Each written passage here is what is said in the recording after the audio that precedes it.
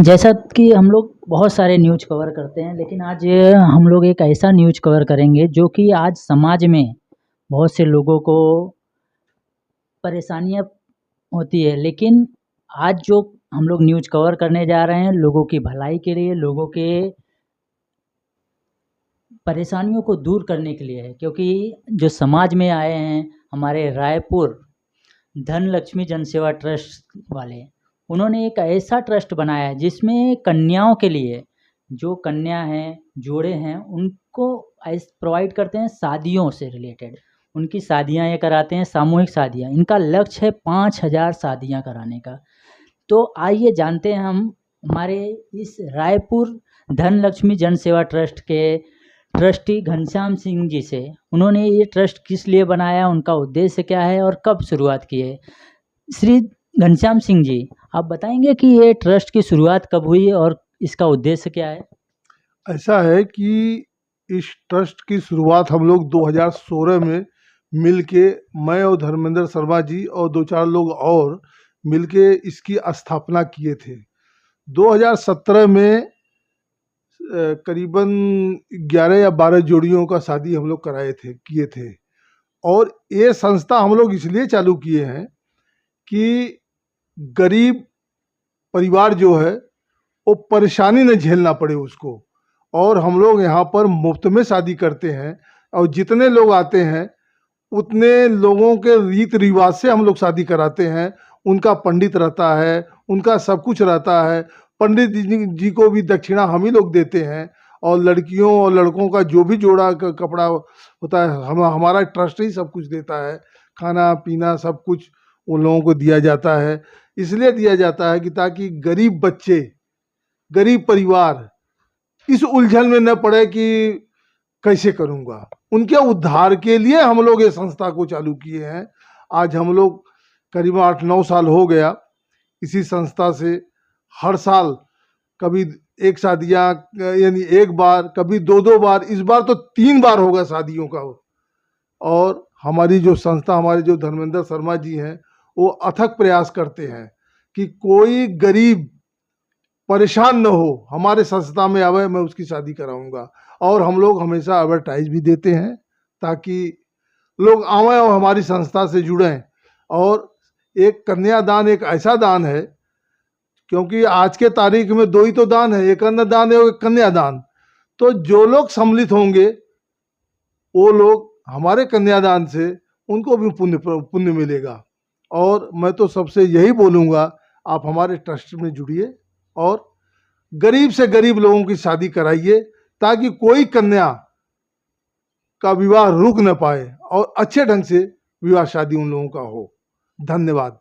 बहुत बहुत धन्यवाद घनश्याम जी। जैसा कि देखिए, उन्होंने बताया कि गरीब किसी की शादी पैसे के लिए ना रुके, इसलिए इन्होंने ये ट्रस्ट बनाया है। आइए इसी कड़ी में जानते धर्मेंद्र धनलक्ष्मी शर्मा जी से। उन्होंने अध्यक्ष हैं, वो घनश्याम जी के साथ मिलके ये ट्रस्ट बनाए हुए हैं। इनसे जानते हैं कि ये ट्रस्ट में ये कब से जुड़े हैं और क्या क्या इनका उद्देश्य है लोगों के लिए। घनश्याम, धर्मेंद्र जी, ये ट्रस्ट का मुख्य मोटो क्या है और यहाँ पे आप लोग कैसे लोगों को जोड़ते हैं। धन्यवाद। सबसे पहले मैं आपके इस न्यूज़ चैनल को धन्यवाद करता हूँ कि आप इस कन्यादान अभियान को लोगों तक पहुँचाने के लिए अपना प्रयास कर रहे हैं। 2016 से संस्था की स्थापना हुई, उसके बाद से लगातार हमने एक अभियान छेड़ रखा है, कन्यादान अभियान। इसके माध्यम से हम मजबूर, असहाय, ज़रूरतमंद परिवार की बेटियों का विवाह उनके ही रीति रिवाज और परंपरा के अनुसार करते हैं। और ये करने का मुख्य उद्देश्य जो है, समाज में भ्रूण हत्या, दहेज प्रथा और फिजूल खर्ची को जड़ से समाप्त करना। क्योंकि हम इस सामूहिक विवाह को इन समस्याओं के लिए समाधान के रूप में देखते हैं।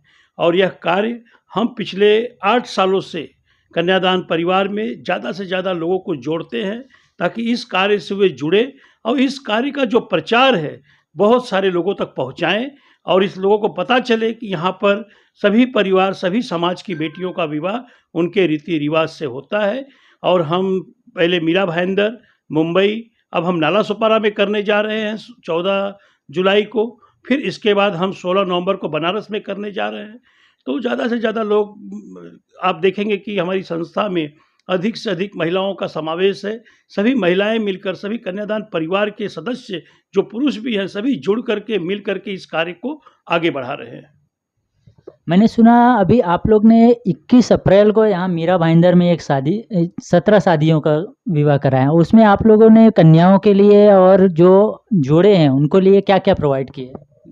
अभी हर साल की तरह इस साल भी हमने शुरुआत में 21 अप्रैल को 17 बेटियों का हम लोगों ने कन्यादान किया और बहुत ही धूमधाम के साथ सभी समाज के, गुजराती समाज, यूपी के समाज, मराठी और मारवाड़ी सभी समाज के सम्मिलित लोग इसमें उनके बेटियों का विवाह हुआ और उनके कपड़े परिधान से लेकर के उनके विदाई तक एक घर उपयोगी चीज़ों के साथ में बहुत ही सुंदर तरीके से उनका विवाह करके उन्हें विदा किया गया।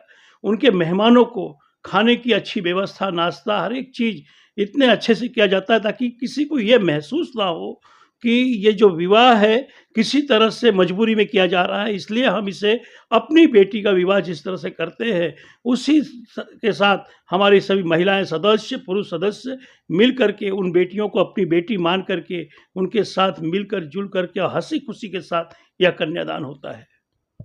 इस कन्यादान के लिए आप लोग फंड किस हिसाब से इकट्ठा करते हैं? देखिए, इस कन्यादान के लिए हमारे बहुत सारे दानदाता हैं। हम लोगों के घर घर जाते हैं, इस कार्य के लोगों से मदद मांगते हैं और हमारे जो कार्यकर्ता है वो इस कार्य के लिए मन से, दिल से, तन से खुल करके हर लोगों के पास जा करके दान इकट्ठा करते हैं और इस कार्य को पूरा, बहुत सारा हाथ है इस कार्य को पूरा करने के लिए। मैं उन्हें भी एक बार इस चैनल के माध्यम से धन्यवाद करूँगा। बहुत बहुत धन्यवाद। धर्मेंद्र जी, ये बताएंगे कि आप स्पेशली कुछ चीज़ों का नाम बता सकते हैं जिसमें आप लोग जोड़ों को प्रोवाइड करते हैं, खास करके लड़कों के लिए क्या देते हैं और जो दुल्हन के लिए क्या देते हैं, दूल्हे के लिए और दुल्हन के लिए क्या प्रोवाइड करते हैं अपनी संस्था की तरफ से? देखिए, हम यहाँ पे जो शादी के बाद जो जिसे उपहार स्वरूप देते हैं तो हम एक सोने का मंगलसूत्र देते हैं और चांदी का पायल देते हैं, बिछिया देते हैं, नथ देते हैं और पंखा है, मिक्सर है, बहुत सारे जो घर उपयोगी बर्तन है, बहुत सारे उपहार, जिससे एक घर को, समाज को चलाने के लिए एक बेटी को जितना जो सामान रहता है ये सारे समाज हम प्रोवाइड करते हैं उनको। देखिए, अब आप लोग समझ ही गए होंगे कि ये संस्था एक अपनी संस्था के हिसाब से कार्य करके हटने वाली नहीं है। ये आप लोगों को इस तरह से प्रोवाइड करती है जैसे आप जहाँ भी अपने घर पे शादियाँ करते हैं तो अपनी बेटी के लिए जो जो भी चीज़ें प्रोवाइड करती है, ये संस्था भी वो चीज़ें आप लोगों को प्रोवाइड करती है। इन संस्था के रजिस्ट्रेशन के लिए आप किस तरह से लोगों को बोलते हैं, कैसा रजिस्ट्रेशन कर सकते हैं? कुछ नंबर वगैरह आप प्रोवाइड कर सकते हैं उनको? देखिए, हमारा पूरा सोशल मीडिया हो चाहे हमारे कार्यकर्ता हो, सभी लोगों के पास कांटेक्ट करते रहते हैं लोगों को और साथ में नंबर है, हमारा वेबसाइट है www.kanyadan.org.in और हमारा नंबर है, सब हर जगह चलता है, लोग संपर्क करते हैं। ऑनलाइन भी रजिस्ट्रेशन कर सकते हैं और यहाँ ऑफिस में, कार्यालय में आकर के, और हमारे 2000 कार्यकर्ता है, पूरी तरह से फैले हुए हैं हर जगह पे, और किसी का फ़ोन आता है तो उनसे संपर्क करके उन्हें बता करके रजिस्ट्रेशन वो कर सकते हैं। और इस संस्था में जोड़ों के रजिस्ट्रेशन के लिए क्या-क्या क्राइटेरिया रखे हैं? लड़कों के लिए क्या क्राइटेरिया है, लड़कियों के लिए, और डॉक्यूमेंटेशन क्या-क्या देना रहता है? देखिए, लड़के और लड़की के लिए जो क्राइटेरिया रखा गया है, जैसे कि भारत सरकार का नियम है कि लड़के का अगर शादी करना है तो 21 साल की उम्र पूर्ण होनी चाहिए और लड़कियों का 18 साल का उम्र पूरा होना चाहिए, जो बहुत ज़रूरी है। इसके लिए हम उन्हें जो जन्म दाखिला है वो लेते हैं, आधार कार्ड लेते हैं, पैन कार्ड लेते हैं, उनके रहने का एड्रेस प्रूफ रहते हैं और लड़कियों की तरफ से हम 5100 रुपये रजिस्ट्रेशन फ़ी लेते हैं और लड़कों की तरफ से 11,000 का रजिस्ट्रेशन फ़ी लेते हैं। इसके अलावा उनका कहीं पे भी 1 रुपया कोई खर्च नहीं होता है। ये सारा शादी तक पूरा खर्च कन्यादान परिवार करता है। इसके अलावा मैंने सुना है कि आप लड़कों की तरफ से और जो दूल्हे पक्ष है और दुल्हन पक्ष है, दोनों जन के माँ-बाप भी राज़ी रहने चाहिए और साथ में विटनेस भी लगता है। क्या सही बात है?